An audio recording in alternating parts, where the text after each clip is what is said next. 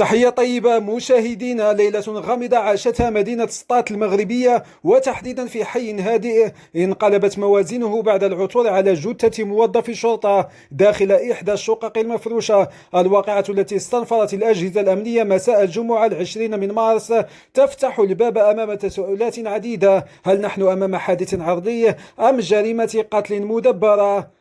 البداية كانت ببلاغ تلقته المصالح الأمنية من شابة في العشرينات من عمرها كانت برفقة الهالك داخل شقة مخصصة للكراء اليومي. الشرطي الذي كان يقضي فترة خارج أوقات عمله الرسمية عثر عليه جثة هامدة في ظروف وصفتها المصادر بالغامضة، لكن المثير في الأمر هو ما كشفته المعاينات الأولية للشرطة القضائية، حيث رصد الخبراء آثار إصابات جسدية على الضحية، مما دفع النيابة العامة لرفع درجة التأهب واعتبار الفرضية الإجرامية قائمة وبقوة.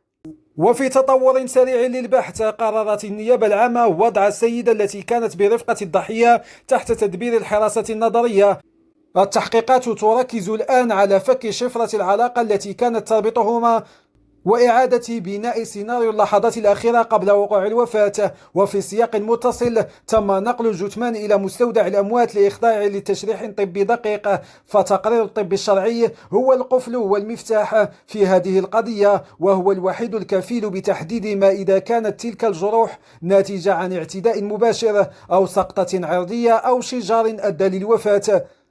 هذه الحادثة خلفت صدمة كبيرة في أوساط الرأي العام بمدينة سطات، خاصة وأن الهالك ينتمي لجهاز الأمن، مما يضفي صبغة من الحساسية على الملف. هل هو انتقام أو مجرد وفاة عادية؟ شكرا على المتابعة والسلام عليكم ورحمة الله.